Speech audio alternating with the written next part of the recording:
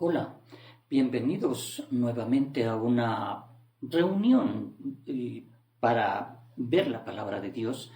Bienvenidos, quiero darles una vez más a la voz de las Escrituras. Démonos un tiempo para revisar una porción de la palabra de Dios y disfrutar un poco de esos mensajes que el Señor tiene para nosotros y pues que cada día son como la esperanza, como el aliento que nosotros podríamos tener pues para primero tener la experiencia de un día bendecido y luego la experiencia de conocer mejor a nuestro Señor y de esa manera agradarlo mejor. Esa es la razón, ¿no es cierto?, de revisar las Escrituras. En este día vamos a ver un versículo muy lindo en el libro de Primera de Juan, en el capítulo 2, versículo 1, en el que se presenta a nuestro Señor Jesucristo como nuestro abogado, nuestro intercesor. Ahora, para trasfondo, diríamos, de lo que nosotros pensamos acerca de nuestro Señor Jesucristo como un antecedente, ¿no es cierto? Generalmente la imagen que nosotros tenemos de nuestro Señor Jesucristo es la del Cristo crucificado. Cuando en la iglesia, entre hermanos, mencionamos el nombre de nuestro Señor Jesucristo, automáticamente viene a nuestras mentes, a nuestros corazones, el Cristo crucificado, el Cristo sufriente. Hay algunos creyentes, sin embargo, que con un poco más de visión, digamos, en cuanto a la palabra de Dios y en cuanto a la obra de nuestro Señor Jesucristo, yo diría hasta creyentes un poco más versados en cuanto a las palabras del Señor, ¿no? Ellos dirían, bueno, yo no lo veo crucificado, en verdad ya no lo veo crucificado, sufriente, en verdad cuando lo busco en la cruz ya no lo encuentro. ¿Qué significa esto? Pues que ellos tienen el concepto en sí de un Cristo resucitado, un Cristo resucitado. Maravilloso, porque en verdad el sacrificio de nuestro Señor Jesucristo es la muestra del amor del Dios Todopoderoso por nosotros, que había empezado desde la eternidad. Pues no es que nuestro Señor Jesucristo en un momento, en una decisión de última hora, vino a presentarse entre nosotros, manifestarse en carne y luego a la edad de el sacerdocio, de acuerdo a las leyes judías, presentarse como sacerdote y luego ser el Cordero perfecto que anunciaba Juan el Bautista, el que perdonaría nuestros pecados a través de su sacrificio. Esta no fue decisión de última hora. Desde la eternidad el Padre Todopoderoso con el Hijo habían planificado esto y de pronto nuestro Señor Jesucristo viene y cumple esto. Pero ahí no quedaba todo. Es que nuestro Señor Jesucristo luego resucitaba, dándonos a nosotros la victoria sobre la muerte, porque la paga del pecado es muerte. Él resucita al tercer día y tiene victoria sobre la muerte y nos da a nosotros también esa victoria sobre la muerte. Y decimos, nosotros levantamos nuestras manos diciendo juntamente con Cristo, victoriosos sobre la muerte. Pero a veces ahí queda nuestra concepción acerca de nuestro Señor Jesucristo. ¿No es cierto? Él paga por nuestros pecados, resucita y luego dice que de haberse manifestado entre los hermanos un día, Él asciende al cielo. Pero antes de ascender a la presencia del Padre, en el libro de Juan, capítulo 16, versículo 7, nuestro Señor Jesucristo había dicho algo muy importante a los apóstoles y a la gente que lo había visto después de su resurrección. Dice, pero yo os digo, el libro de Juan, capítulo 16, versículo 7, dice, pero yo os digo la verdad, os conviene que yo me vaya, porque si yo no me fuera, el Consolador no vendría a vosotros, mas si yo me fuere, os lo enviaré al Consolador, al Espíritu Santo. Ahora, claro, a veces cuando nosotros escuchamos estas palabras, Es como si nuestro Señor Jesucristo dijera, mi trabajo está hecho, yo hice lo que me correspondía y ahora pues dejo la posta al Espíritu Santo. Y nosotros sabemos, Corintios dice que somos templos del Espíritu Santo en el capítulo 3 y que el Espíritu de Dios mora en nosotros. ¿No es cierto? Entonces, casi es como si uno entiende, bueno, Jesucristo hizo su obra, obró por nosotros, se sacrificó por nosotros, resucitó dándonos esa victoria, pero de pronto se fue, ascendió al cielo y el Espíritu Santo queda en su lugar aquí, entre nosotros, haciendo esa obra que la palabra de Dios dice, ¿no es cierto? El Espíritu nos enseña, nos redarguye, el Espíritu Santo nos guía. Pero aquí es como si el apóstol Juan, en 1 de Juan, capítulo 2, versículo 1, nos hace notar un detalle muy importante. Y les voy a leer el versículo. Notemos el detalle. Aquí dice, hijitos míos, estas cosas os escribo para que no pequéis. Ahí está. Hijitos míos, marquemos eso. Estas cosas os escribo para que no pequéis. Y luego de un punto y coma, enseguida el escritor dice, y si alguno hubiere pecado, abogado tenemos para con el Padre, a Jesucristo el justo. Yo aquí diría, el propósito de este texto, si queremos sacar un resumen del texto, diría que si Cristo es nuestro abogado, nuestra causa está ganada. Porque dice, si alguno hubiere pecado, abogado tenemos delante del Padre. Pero ¿quién es este abogado? Jesucristo el justo. Jesucristo el justo, Jesucristo el santo, Jesucristo es el que es Emmanuel, Dios entre los hombres. No puede tener una causa perdida. Ahora, si queremos bosquejar este versículo que nosotros tenemos aquí, diríamos que el primer punto que yo noto aquí que el apóstol quiere darnos a nosotros, quiere marcar en nosotros, en nuestros corazones, es este. La meta de un verdadero cristiano es no pecar. La meta de un verdadero cristiano es no pecar. ¿Por qué digo esto de verdadero cristiano? Porque el versículo dice, hijitos míos.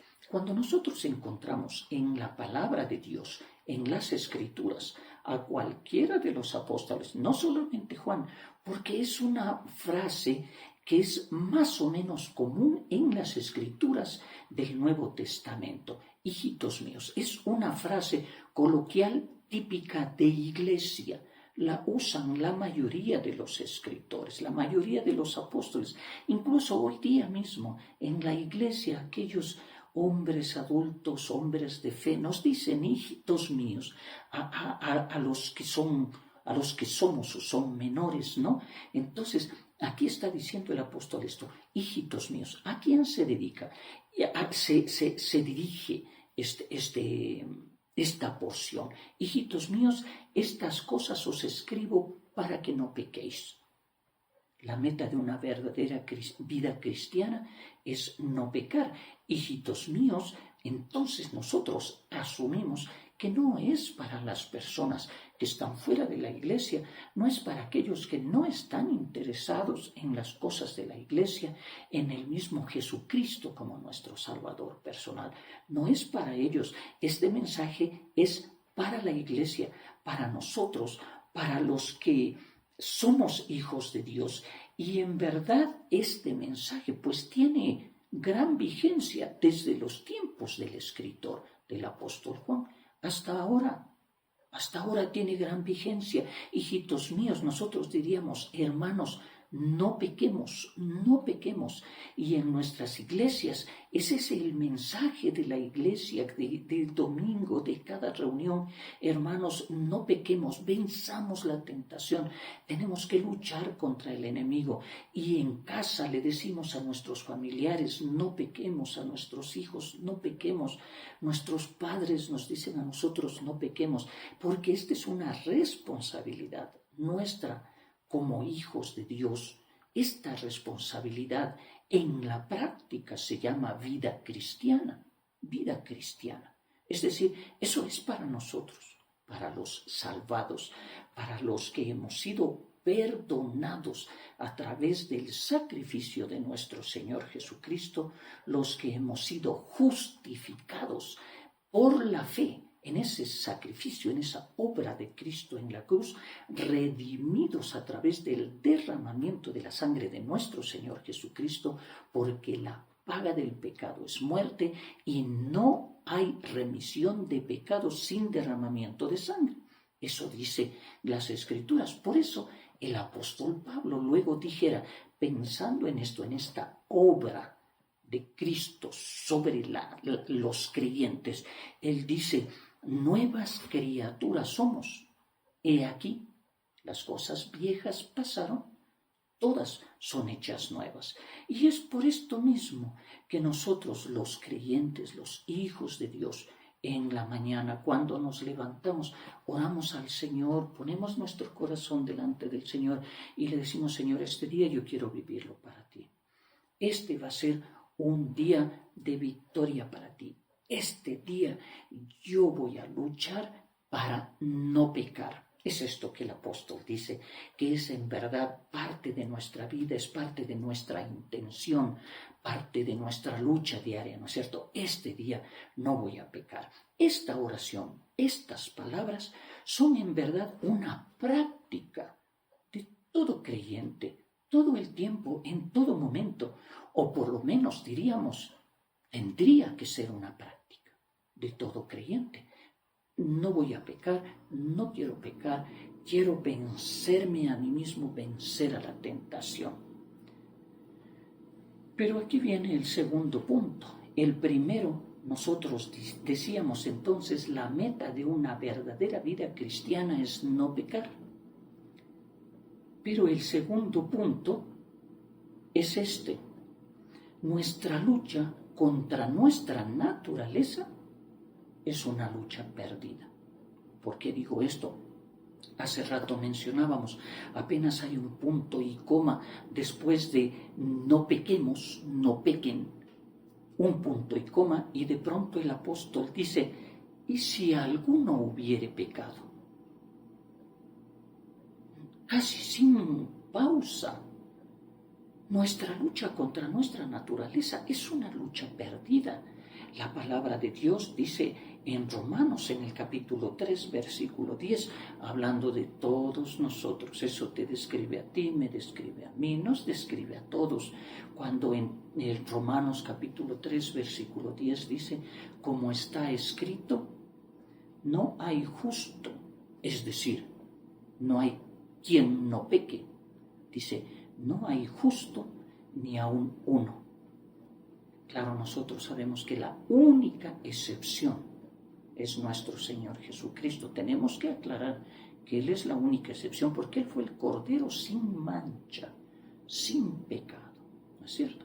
Luego en el mismo capítulo, para remarcar, como para aclarar la situación, el apóstol Pablo en el versículo 23, es decir, en Romanos 3:23, vuelve a decir a nosotros, por si quedó alguna duda, dice, pues todos han pecado y están privados, destituidos de la gloria de Dios. Todos, y todos, casi me parece que cuando lo escribió el apóstol lo pensó en mayúsculas y subrayada, por cuanto todos pecaron. El apóstol Pablo, el apóstol Juan, conocían la naturaleza nuestra, esa naturaleza pecaminosa, esa naturaleza caída y por eso es que solo hay un punto y coma. Y entonces nosotros decimos aquí, si queremos casi mentalizar cuál es nuestra situación, salimos con todo el ánimo en la mañana y tenemos nuestro desafío en el corazón y queremos hacerlo todo de manera magnífica en el nombre del Señor. Y a veces tenemos victorias, no voy a decir que no. A veces tenemos victorias y muy lindas y nos satisfacemos en ellas y nos alegramos en ellas y compartimos con nuestros familiares. Hoy día sucedió esto y yo hice esto, reaccioné de esta manera, dije de esta manera, y eso es la gloria para el Señor y tenemos nuestras victorias. Pero a veces no es así. Muchas veces tenemos derrotas y derrotas vergonzosas. Y hay que reconocer una cosa. Muchas veces las derrotas de nuestros días en que hemos salido con los mejores propósitos de nuestras casas, muchas veces las derrotas son mayores que las victorias. Y esto nos desanima, esto nos frustra y a veces hasta esto nos aleja del Señor.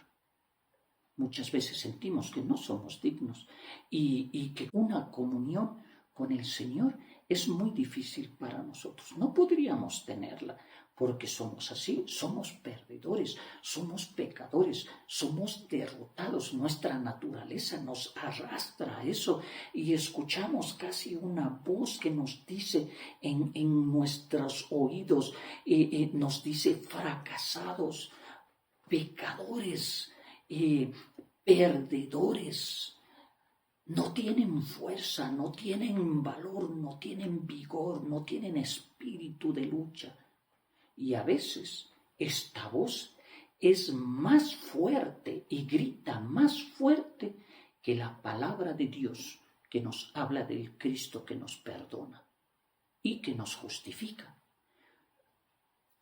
A veces tenemos unas vidas de perdedores.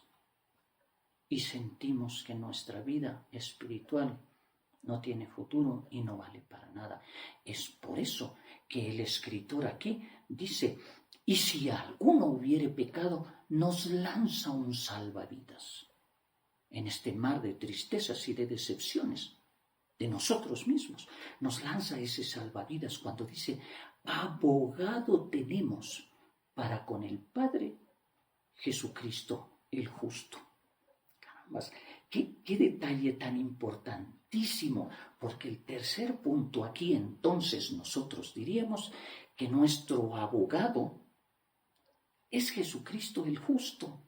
Miren, primero decíamos la meta de una verdadera vida cristiana es no pecar. El segundo punto es nuestra lucha contra nuestra naturaleza, es una lucha perdida. Pero el tercer punto que nosotros podemos extraer de este versículo maravilloso es este. Tenemos un abogado para con el Padre el justo, el Padre que hace justicia, el Padre que no permite el pecado. Tenemos a un abogado. ¿Quién es ese abogado? Jesucristo el justo. Ahora es bien interesante, déjenme mencionarles esto. La palabra abogado en el original es paracletos, que no describe solamente una defensa legal. Es interesante, porque una forma de poder nosotros observar al paracletos o describir, digamos, al abogado, al paracletos, es esta. Es uno que se acerca al desvalido cuando el desvalido está en el suelo.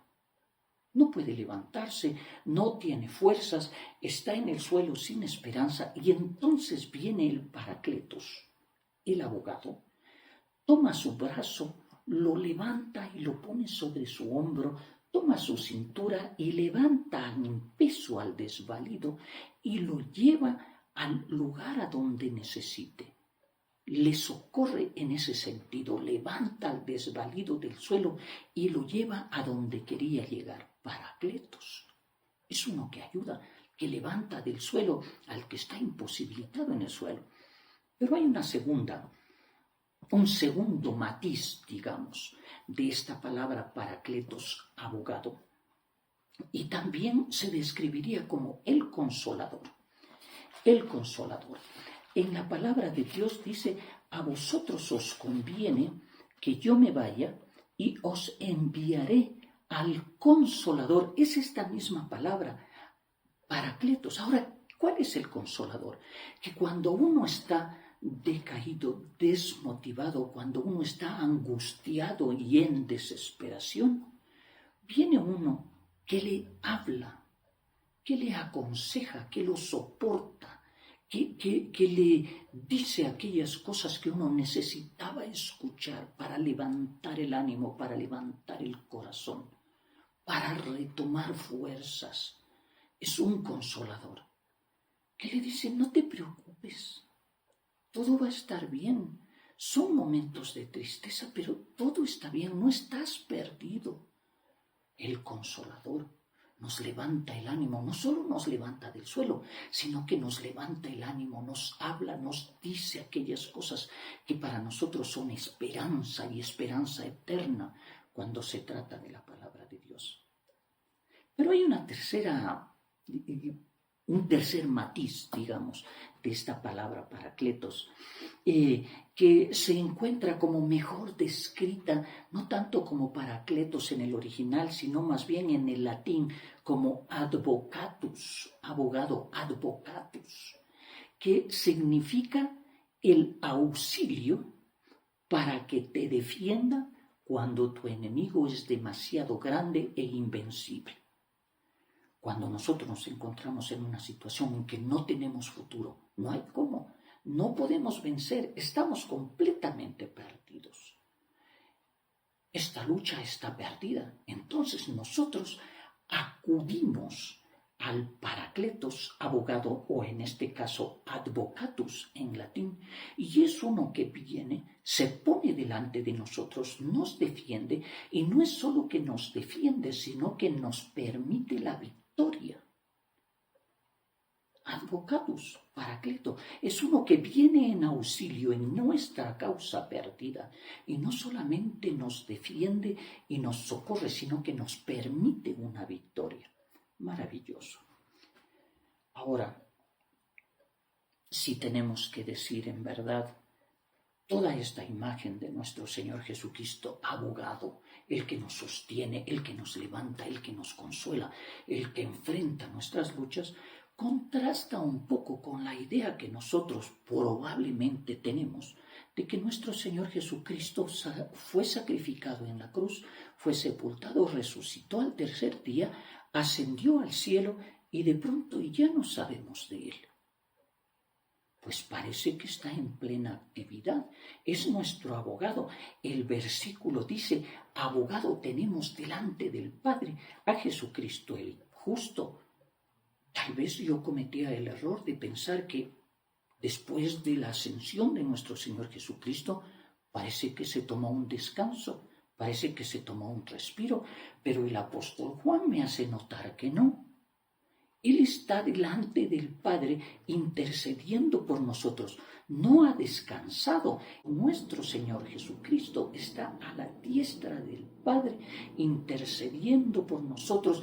¿Y cómo es esto? Yo quisiera imaginar. Dice: no pequéis, pero si alguno hubiere pecado, sucede que en este momento alguno hubiere pecado, abogado tenemos a Jesucristo el justo. ¿Qué es lo que hace Jesucristo?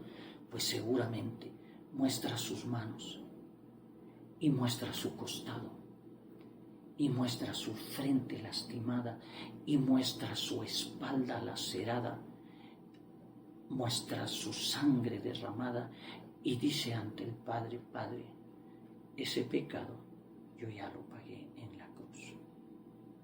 Abogado tenemos delante del Padre de justicia, en el trono de justicia, a Jesucristo el justo. Muestra sus heridas en favor de nosotros y nos defiende. Y entonces yo pienso, tal vez si nos sentimos defraudados muchas veces de nosotros mismos. Y nosotros mismos a veces nos descalificamos y nos alejamos de Dios, nos alejamos de la iglesia, nos alejamos de la comunión con el Señor, incluso de la comunión con los hermanos. Y estamos caídos y en el suelo nos encontramos espiritualmente. Porque la nuestra es una lucha perdida. ¿Quién puede luchar contra el pecado?